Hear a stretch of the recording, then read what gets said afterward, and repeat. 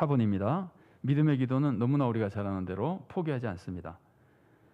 포기하지 않으니까 간절함이 줄어들질 않죠. 포기하면은 간절함이 다 사라져 버립니다. 우리가 잘 아는 대로 가나안 여인의 기도, 이 예수님이 그 여인 보고 큰 믿음이라고 칭찬했을 때 그 여인이 자기 딸 귀신 들린 거 좀 고쳐달라고 해도 예수님이 들은 척도 안 하다가 나는 뭐 이방인 안 도와준다 그랬다가 그 다음에는 뭐 자녀의 떡을 개에게 주겠냐 그랬다가 이렇게까지 해나가는데 여인이 더 간절히 매달리잖아요. 이게 믿음의 기도예요. 포기하지 않고 간절히 계속해서 간절히 기도하는 기도. 그래서 이제 큰 믿음이라고 칭찬받고 응답을 받죠. 물론 이 문제는 여기서 우리가 꼭 기억해야 될 것이 반괄호 5번입니다.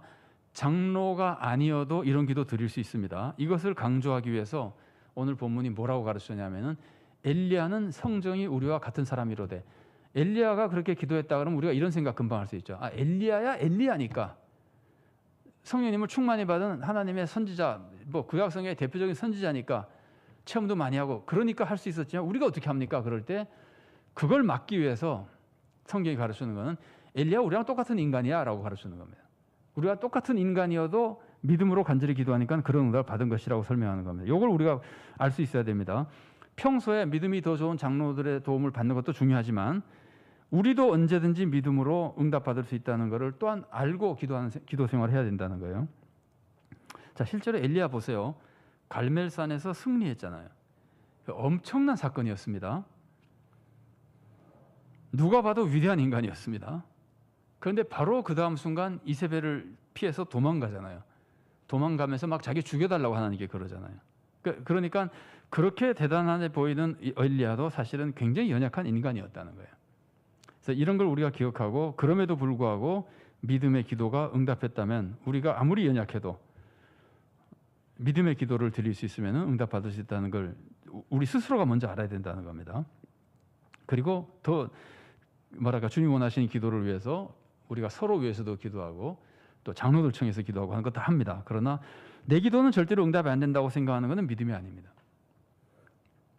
자, 그 다음에 그래서 6번입니다. 모든 성도는 성령님의 충만하심을 받고 능력 있는 기도와 사역을 할 수 있고 하기를 하나님이 원하십니다.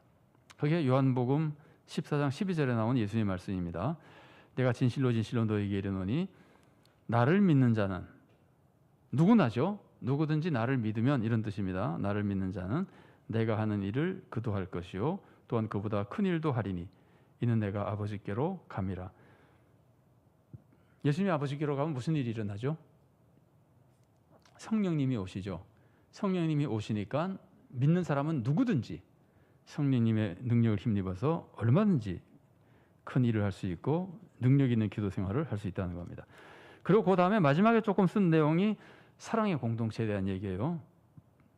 그래서 야고보서는 지금 오늘 본문에서 믿음의 기도와 능력에 대해서 가르쳐준 후에 사랑의 공동체가 되라는 것을 강조하고 있습니다. 그래서 서로 위해서 기도하라거나 서로 죄를 고백하라는 것도 사랑의 공동체를 얘기합니다. 회개를 강조하는 것이기도 하지만 회개를 혼자 하나님께 죄를 고백하는 회개가, 우리 보통 그렇게 하잖아요. 하나님께 죄를 고백하면 회개고 용서받습니다. 그런데 서로 죄를 고하면은 그 회개가 혼자 하나님께 죄를 고하는 것보다 더 분명한 회개가 될 수 있어요.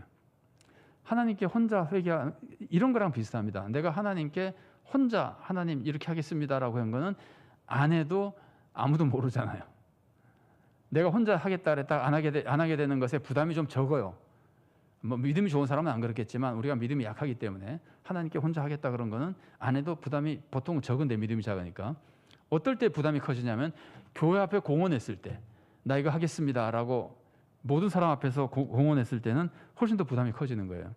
이런 거랑 비슷하게 회개도, 고백도, 죄의 고백도 혼자 하나님께 하는 것보다 사람들 앞에서 고백하면은 그게 더 훨씬 강렬한 회개가 되고 죄를 더 멀리하게 되는 겁니다. 말하자면 혼자 회개했을 때는 삶을 덜 고쳐도 많은 사람 앞에서 공개적으로 회개하면 삶을 더 잘 고칠 수 있게 되는 겁니다. 더 강력한 회개가 되는 겁니다. 이 모습을 아마 우리 주위에서 우리가 알고 있는 것 중에 가장 잘 보여주는 모습이 평양 대부흥 운동이었을 거예요. 평양 대부흥운동이 서로 죄 고백한 것이라는 건 잘 아시죠? 길선주 장로님이 그때는 길선주 장로님이 제일 먼저 자기 친구가 죽으면서 자기 가족을 보살펴 달라고 남겨둔 돈을 자기가 떼어먹어 가지고 그걸 가지고 교인들 앞에서 얘기했죠. 그래서 이제 자기 죄를 교인들 앞에서 고백하면서 이제 반드시 고칠 수밖에 없죠. 그러면 하나님 앞에서는 말할 것도 없고 교인들 앞에서까지 그랬으니까. 그리고 나서 사람들이 자기 죄를 고백하기 시작했는데 교회 앞에서 혼자 한 게 아니라 성도들 앞에서 죄를 고백했는데 그 나중에 선교사가 어떤 분이 뭐라고 썼느냐면요. 그 보고서를 쓰면서 그 평양에서 부흥운동이 일어났을 때 보고서를 쓰면서 뭐라고 보고서를 썼냐면은 지옥의 뚜껑을 열어놓은 것 같다 했어요. 완전히 지옥에 있는 사람들 같았다는 거예요. 너무나 죄 얘기가 많이 나와서 수많은 사람들이 나는 이런 죄를 지었습니다라고 고백하는데 서로 고백하는 거예요. 공동체 안에서. 그것이 더 강력한 회개였기 때문에 평양 대부흥운동이라고 하는 엄청난 회개운동이 일어날 수 있었던 겁니다. 그러니까 서로 회개하는 것이 그런 의미를 가지고 있습니다. 그러니까 서로 죄를 고백할 정도가 되면 성도의 교제가 굉장히 깊어집니다. 서로 신뢰하게 되고 성도의 교제와 신뢰가 더 커지게 되고, 그런데 이제 조심해야 될 것이 양보로 3번입니다. 충분한 신뢰 없이 죄를 서로 고백하면, 아니면 분위기 때문에나 강요당해서 서로 죄를 고백하면은 그 다음날 어떻게 되겠어요? 충분한 신뢰나 성령의 감동 없이 분위기에 따라서 그냥 죄를 고백하거나 그 다음날 성도들을 만나면은 만나고 싶지 않아지는 거예요. 부끄러워서. 그런 사람 그래서 교회를 옮깁니다. 그런 사람들이 있습니다. 목사님을 만나서 상담해가지고 목사님께 상담하면서 자기의 부끄러운 것들을 다 얘기하고 정말 그 신앙적으로 도움을 받게 상담했는데 그 다음에 교회 안 나오는 사람들이 있어요. 목사 얼굴 볼 수가 없어서. 목사 얼굴 보기가 너무 창피해서 자기가 부족한 점을 말했기 때문에. 그래서 이거는 충분히 준비가 된 후에 해야 된다는 걸 우리가 꼭 기억할 필요가 있습니다. 강요하면 안 되고, 믿음과 사랑이 회복되며 거기에 맞는 만큼 서로 예를 들면 고백도 하고 또 격려도 하는 것이 중요하다고 볼 수 있습니다. 자, 방과로 3번입니다. 그 다음에 이제 이웃을 구원으로 인도하라고 하는 것인데, 죄에 빠진 사람을 위한 기도. 그러니까 이웃의 구원을 위해서 기도한다는 것은 죄 지은 사람을 위해서 기도하는 거죠. 그 사람을 구원해야 되니까. 달리 말하면은 이 앞에서는 아픈 사람, 환우를 위해서 기도하는 것에 대한 강조했다면은, 여기서는 지금 제일 마지막 부분에서는 죄인을 위해서 기도하는 것인데, 죄인을 위해서 기도한다고 하는 것은 좀 나쁜 사람을 위해서 기도하는 것도 포함된 거예요. 불신자를 위해서 기도하는 것도 포함되고, 우리 교회를 해치는 사람을 위해서 기도하는 것도 포함되고. 그러니까 이 말씀은 성도들끼리만 기도하지 마. 그래서 다 구원받은 사람들이잖아요. 다 구원받은 사람들끼리 기도해서 그 다음에 새로 구원받는 건 하나도 없어요. 그러니까 새로 구원받을 사람을 위해서도 기도하라는 거예요. 지금 구원받지 못하고 있는 사람, 악한 사람, 불신자까지 다 포함해서. 그래서 그런 기도까지 하라고 가르쳐주면서 그 기도가 그 죄인을 돌아서게 하는 것이 얼마나 중요한 건가를 알려주는 것이, 죄인을 미혹된 길에서 돌아서게 하는 자가 그의 영혼을 사망에서 구원할 것이며 허다한 죄를 덮을 것입니다. 요거는 해석이 좀 어렵습니다. 예를 들어서 이 사람은 지금 죄인이고 구원받지 못할 사람인데, 이 사람을 위해서 기도해서 죄에서 돌아서게 하면은 이 사람이 죄로 용서받는 거 우리가 다 아는 거잖아요.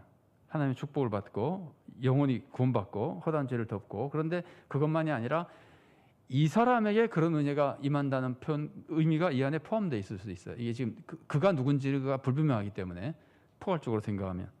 그래서 우리가 남을 위해서 기도하면 내가 그만큼 은혜를 더 많이 받을 수 있습니다. 그 사람도 물론 은혜를 받고, 특히 악한 자를 위해서 기도하면 악한 자를 변화시키고 구원하시는 은혜가 그 사람에게도 임하고 나에게도 임할 수 있습니다. 그러니까 얼마나 믿음의 기도에서 사랑의 공동체를 이루는 믿음의 기도가 중요한지를 우리들에게 알려주고 있는 겁니다. 자, 토의 문제 보겠습니다. 1번입니다. 내 기도가 응답되지 않은 경우를 말씀해 주시고, 기도 응답되지 않은 경우가 다 있죠. 이유를 찾아보십시오. 왜 응답되지 않았을까?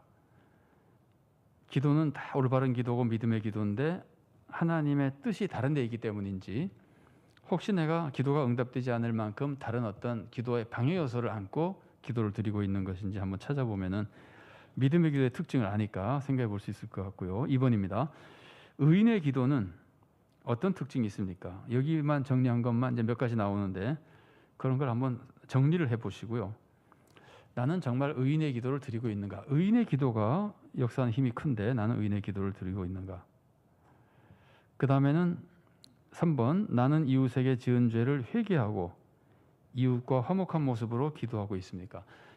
제가 여기서 쓴 회개는 그냥 하나님께 기도하는 것만도 회개입니다. 오늘 성경은 서로 죄를 구하라 그랬지만 그 사람에게까지 서로 죄를 구하지 않았다 하더라도 내가 하나님께 정말 회개하고 그 이후에 그 사람과 정말 화목하게 노력하면서 기도하고 있는가, 이런 뜻으로 볼 수 있고, 혹시 그 사람에게 직접적으로 지은 죄가 있으면은 그 사람에게도 사과하는 게 옳지요. 그것까지 다 하고 화목하게 기도하면 더 좋겠죠. 그래서 이런 것들을 여러 가지 각도에서 단계도 나눠서 생각해 보시고, 나의 이웃과 화목한 모습의 기도는 어떤 모습을 갖추고 있는가. 사람마다 다르겠죠. 어떤 사람에게는 어느 정도로 화목하고 기도하는지, 또 다른 사람에게는 어느 정도로 화목하고 기도하는지를 생각해 보시고 점검해 보시고 또 기도하고 변화되면 좋겠습니다. 4번입니다. 이웃을 구원으로 인도하기 위해서는 어떤 기도와 섬김이 필요한지 찾아보십시오. 이제 막연하게 생각하면 누구에게나 해당될 수 있으나 사람마다 좀 다를 수도 있습니다. 저 사람을 내가 구원으로 인도한다면 저 사람을 위해서는 어떤 기도를 해야 될지, 어떤 섬김을 해야 될지. 우리가 가족의 구원을 위해서 기도하는 대상자들이 많이 있죠. 대부분 아마 가족들 중에 누구를 구원하기 위해서 기도하는 사람들이 있을 겁니다. 예를 들면 가까운 직계에서는 다 믿어도 한 걸음만 건너가면 또 안 믿는 사람이 있고 그렇잖아요. 그럴 때 그 가족, 아들이나 부모님이나 자녀나 배우자나 아니면은 사촌이나 그런 사람들을 위해서 내가 구원을 위해서 기도한다면은 그 사람에게는 구체적으로 어떤 기도가 필요한지, 또 그 사람은 내가 어떻게 섬기면서 기도하는 것이 참 사랑과 믿음의 기도가 될지, 이런 것들을 생각해 보시고, 이런 걸 이제 그냥 막연하게 생각하지 않고 구체적으로 생각해 보면은 우리가 이웃의 구원을 위해서 기도할 때 좀 더 하나님이 기뻐하시는 기도를 드릴 수 있을 겁니다.